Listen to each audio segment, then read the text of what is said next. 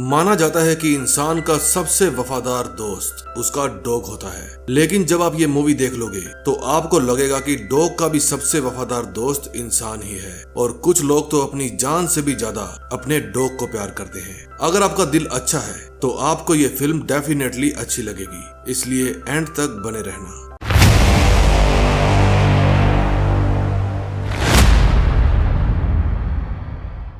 ये है फील्डिंग और नेट। ये दोनों बहुत ही अच्छे दोस्त हैं। जल्द ही ये वर्जीनिया यूनिवर्सिटी से अपनी ग्रेजुएशन पूरी करने वाले हैं। तभी नेट फील्डिंग को उसकी एक्स गर्लफ्रेंड दिखाता है, जो अब किसी और लड़के के साथ डेट कर रही है। उसको देखकर फील्डिंग का मन खराब हो जाता है और वो सोचता है कि इसको प्यार करने से अच्छा तो मैं एक कुत्ता पाल लेता, वो मेरे प्रति वफादार तो रहता। दरअसल फील्डिंग के दिल में बहुत सारा प्यार भरा था और वो अपना प्यार किसी और के ऊपर लुटाना चाहता था। इसलिए वे शेल्टर में एक डॉग लेने चले जाते हैं। नेट अपने दोस्त को बहुत समझाता है, लेकिन फील्डिंग नहीं मानता।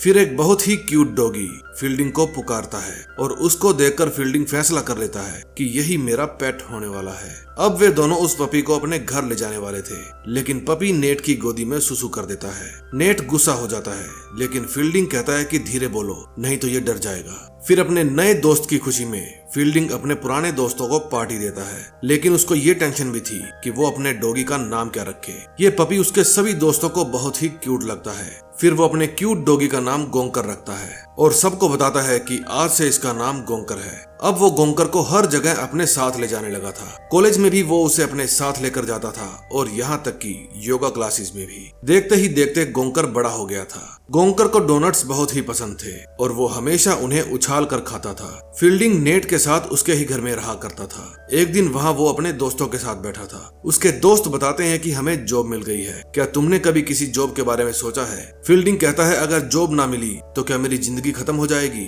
तभी वहाँ फील्डिंग के मॉम डैड उससे मिलने के लिए आ जाते हैं। वे अपने बेटे को काला कोट और काली टोपी पहने हुए देखना चाहते थे, जैसे दिल वाले दुल्हनिया ले जाएंगे में शाहरुख खान पहनता है। लेकिन फील्डिंग नहीं चाहता था कि उसके मॉम डैड यहाँ पर आए। उसकी बहन भी उससे मिलने के लिए आई थी। फिर उन्हें गोंकर के बारे में पता चलता है और यकीन मानो उसके मॉम डैड को बिल्कुल भी अच्छा नहीं लगता। उसके डैड कहते हैं कि तुम खुद का ख्याल तो रख नहीं सकते, इस बेचारे डॉग का क्या ख्याल रखोगे? फील्डिंग के पेरेंट्स उसे समझाते हैं कि कल तुम्हारी ग्रेजुएट हो जाएगी और उसके बाद तुम जॉब करोगे या गोंकर को संभालोगे। हर माँ बाप की तरह उनकी चिंता भी जायज थी, लेकिन उनकी ये गंदी औलाद गोंकर के साथ गहरी नींद ले रही थी। इसी कारण से अगले दिन वे कॉलेज में सारा काम खत्म होने के बाद पहुंचते हैं। उन्होंने अपने बेटे को काली टोपी पहने हुए देखने का मौका गवा दिया था। फिर उसके मॉम डैड उसे ग्रेजुएशन कंप्लीट करने की खुशी में कांग्रेट्स कहकर वहां से चले जाते हैं। फील्डिंग की सिस्टर भी जॉब लग गई थी। अब ग्रेजुएशन कंप्लीट होने के बाद यहाँ रहने का कोई मतलब नहीं था, इसलिए फील्डिंग अपने डॉग को लेकर नेट को अलविदा कहकर वहाँ से चला जाता है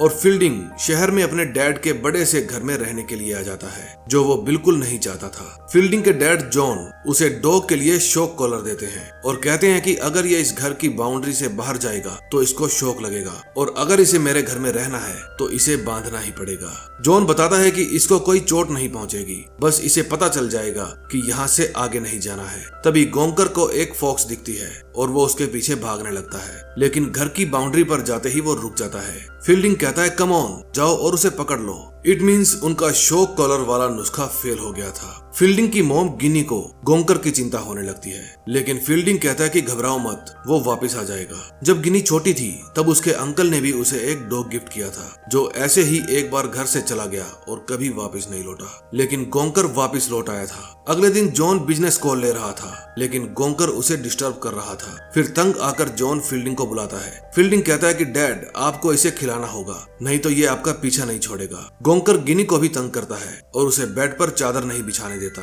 ऐसा हर रोज होने लगता है। अब धीरे धीरे जॉन और गिनी को भी वो पसंद आने लगा था। उस रात मौसम बहुत ही खराब था और गोंकर छिपकर बेड के नीचे बैठा हुआ था। जॉन को उसके ऊपर बहुत प्यार आता है, इसलिए वो उसे लोरी गाकर सुला देता है। अगले दिन जब गिनी मार्केट से वापस आती है तो वो नोटिस करती है कि आज डॉगी ने उसे प्यार नहीं किया और उसने रात से खाना भी नहीं खाया। फिर वो फील्डिंग को बुलाकर बताती है कि आज मुझे गोंकर थोड़ा चेंज लग रहा है, शायद उसकी तबीयत ठीक नहीं है। फिर गोंकर को लेकर जॉन, गिनी और फील्डिंग को बहुत टेंशन हो जाती है और वे उसे लेकर हॉस्पिटल जाते हैं। डॉक्टर बताती है कि एडिसन्स डिसीज में अक्सर डॉगी की हिम्मत खत्म हो जाती है और इसके कारण डॉग कोमा में भी जा सकता है। अगर गोंकर बच गया तो उसे हर महीने इंजेक्शन देने पड़ेंगे, लेकिन इसके बचने के चांसेस 50-50 हैं। डॉक्टर कहती है कि आप लोग घर जाइए, हम इसकी अच्छे से देखभाल कर लेंगे। घर पर फील्डिंग बताता है कि मैंने नेट पर देखा है, इस बीमारी के बारे में जितना लेट पता चलता है उतना ही बुरा होता है और हमें पूरा 1 साल लेट पता चला है। पहले भी ये थकान महसूस करता था, लेकिन मुझे लगा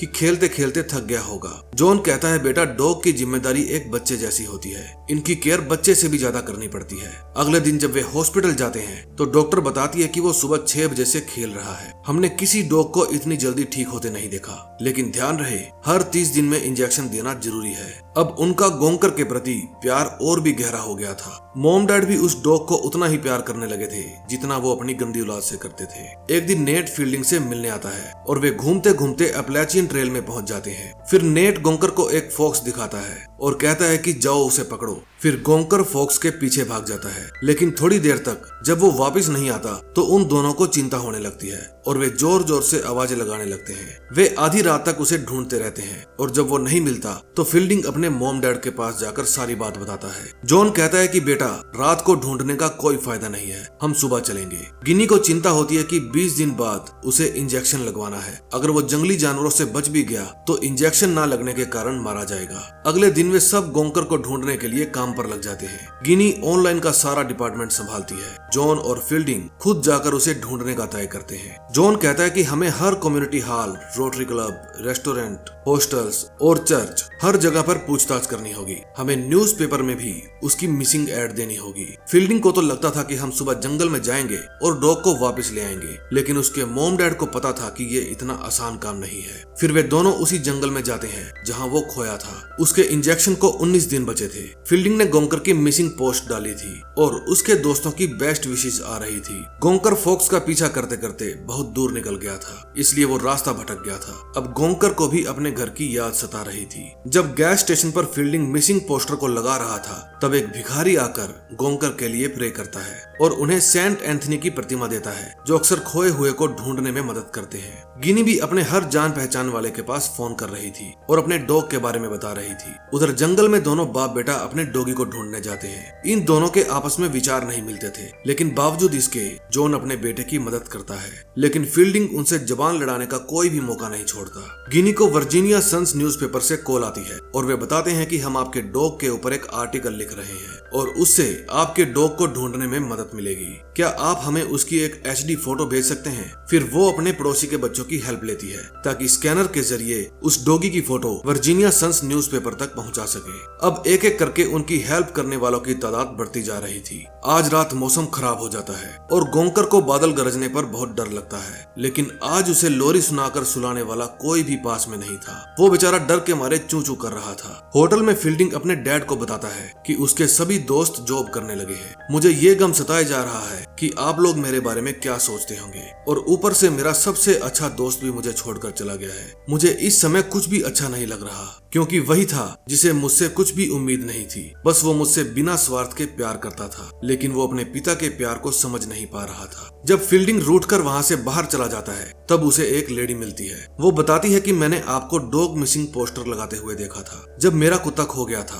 तो हम अपने पड़ोसी के कुत्ते को साथ लेकर उसे ढूंढने गए थे। तुम्हें भी ऐसा करना चाहिए। कुत्ते एक दूसरे की दुर्गंध को दूर से पहचान लेते हैं। तुम्हारा कुत्ता जरूर मिल जाएगा। फिर जॉन और फील्डिंग अपने पड़ोसी के पास जाते हैं। उनका पड़ोसी कहता है कि मुझे 1 हफ्ते में ये वापस चाहिए होगा, क्योंकि मैं छुट्टियों पर फ्लोरिडा घूमने जा रहा हूँ। उम्मीद है तुम 2 डॉग के साथ वापस लौटोगे। आज अपने डॉग को ढूंढने का दूसरा दिन था। वे जंगल में आने जाने वाले हर हाइकर से अपने डॉग के बारे में पूछते थे। वे उस इलाके का कोना कोना अच्छे से छानते हैं, लेकिन उन्हें गोंकर नहीं मिलता। उन्हें वहां पर लगे एक कैंप में लेडी मिलती है जो कहती है कि मैं ये poster high school, church, market हर जगह चिपका दूंगी। आपका कुत्ता जरूर मिल जाएगा। फिर वे बाइकर्स के पास जाते हैं और डरते डरते अपने डॉग के बारे में पूछते हैं। एक बाइकर कहता है कि मेरा भी कुत्ता घर से भाग गया था और कभी वापस नहीं लौटा। मुझे आज भी उसकी याद सताती है। तुम चिंता मत करो बच्चे, हमारे और भी बाइकर्स आजू बाजू घूम रहे हैं। हम सबको तुम्हारे डॉग के बारे में बताएंगे, तुम्हारा डॉग जरूर मिल जाएगा। फिर वे दोनों उनका थैंक यू कहते हैं। उस रात वे ऐसे होटल में रुकते हैं जहां डॉग अलाउड नहीं था, लेकिन जॉन उसे अपने कपड़ों में छिपाकर छिपते छिपाते रूम में ले जाता है। अगले दिन गिनी के पास एक लेडी का फोन आता है। वो कहती है कि मेरे पड़ोसी के पास जो भी कुत्ता जाता है वो कभी लौटकर बाहर नहीं आता। मुझे लगता है कि तुम्हारा कुत्ता भी उसी के पास होगा और जरूर वो उन कुत्तों के साथ कुछ गलत करता होगा। फिर गिनी जॉन को बताती है और जॉन उसके पास चेकिंग के लिए जाता है। वो आदमी बताता है कि जिसने आपको कॉल करके बताया है वो महिला 98 वर्ष की हो गई है। वो दिमागी तौर पर बीमार है। दरअसल मेरे पास जो भी कुत्ता आता है मैं उसे पाल लेता हूँ, क्योंकि मुझे लगता है इससे इन कुत्तों को नई जिंदगी मिल जाती है। वो कहता है कि मेरे बहुत से दोस्त हैं और वे आपकी गोंकर को ढूंढने में मदद करेंगे। आज गोंकर को ढूंढते हुए 8वां दिन लग गया था। फील्डिंग ने अब तक ठीक से खाना भी नहीं खाया था और ये बात वो अपने पिता से छुपा रहा था ताकि उनसे कोई लेक्चर ना सुनना पड़े। तभी उनके पास एक हाइकर आता है। वो पूछता है, क्या आपने इस डॉग को देखा है? जॉन कहता है, हाँ, ये हमारा ही डॉग है। वो कहता है, दरअसल मैं हाइकर हूँ और मुझे जो भी मिलता है मैं उससे इस डॉग के बारे में पूछ लेता हूँ। शायद मेरी वजह से ही गोंकर मिल जाए। अब उनके पास अलग अलग लोगों के फोन और मैसेज आने शुरू हो गए थे।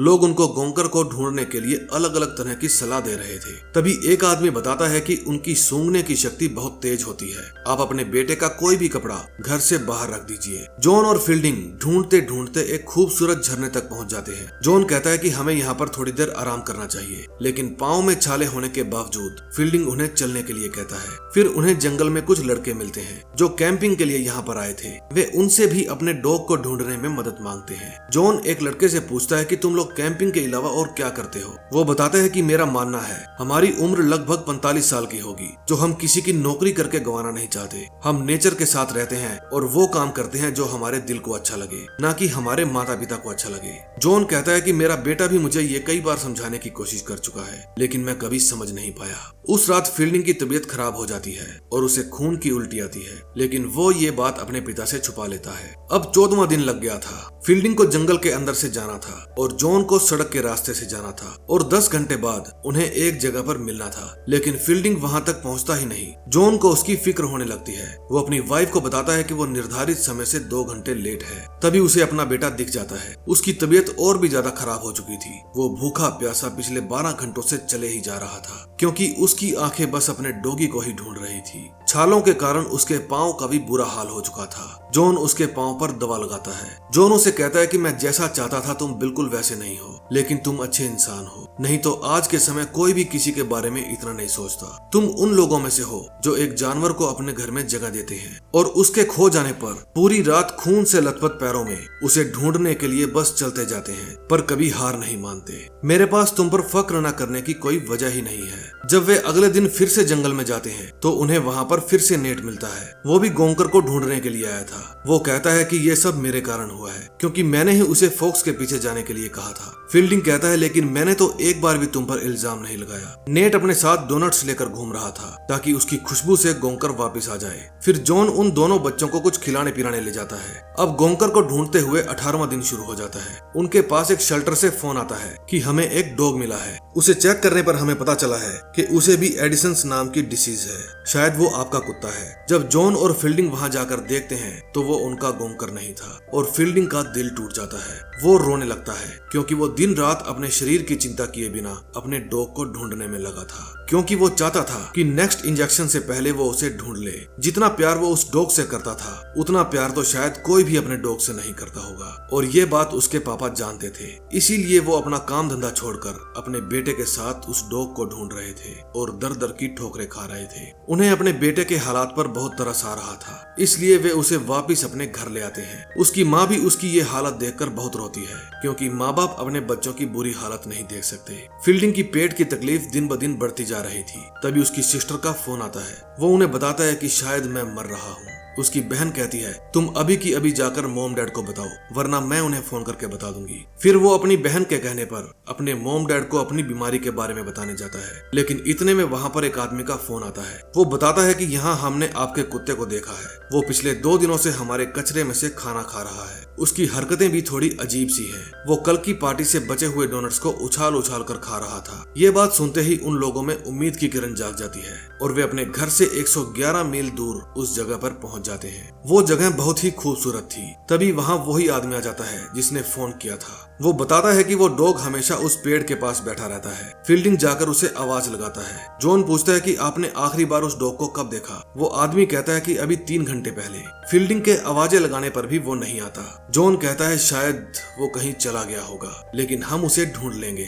तभी जॉन को पीछे से गोंकर दिख जाता है और उसे देखने के बाद उन लोगों को जो खुशी होती है, शायद वो इस खुशी को डिजर्व करते थे। फील्डिंग को तो शायद जन्नत ही मिल गई थी। ये फीलिंग सिर्फ वे ही लोग समझ सकते हैं जिन्होंने अभी तक किसी डॉग को पाला है। जब वे अपने घर पहुंचते हैं तो गिनी भी इमोशनल हो जाती है। उसे गोंकर की जगह पर अपना बचपन में खोया हुआ डॉग दिखाई देता है, जो कभी वापस लौट कर नहीं आया था। गोंकर भी अपने घर पर आकर बहुत खुश था, लेकिन तभी फील्डिंग बेहोश होकर नीचे गिर जाता है। फिर उसे हॉस्पिटल ले जाया जाता है। डॉक्टर बताता है कि इतना बिगड़ा हुआ केस मैंने पहले कभी नहीं देखा। उसकी बड़ी अंतों का काफी हिस्सा हमें निकालना पड़ा। ये बहुत दिनों से दर्द बर्दाश्त कर रहा था। क्या इसके पीछे कोई खास वजह थी? जॉन बताता है कि इसका डॉग खो गया था और ये उसे ही ढूंढ रहा था। डॉक्टर कहता है कि चिंता मत करो, अब वो खतरे से बाहर है। जब जॉन और गिनी फील्डिंग के पास बैठे होते हैं, तब डॉक्टर आकर उसे कहता है कि अगर अपने डॉग से मिलना चाहते हो तो तुम्हें आराम करना होगा। लेकिन जॉन को पता था कि जब तक ये अपने डॉग से नहीं मिलेगा तब तक ये ठीक नहीं होगा। फिर जॉन अपने डॉग को चुपके से हॉस्पिटल में ले आता है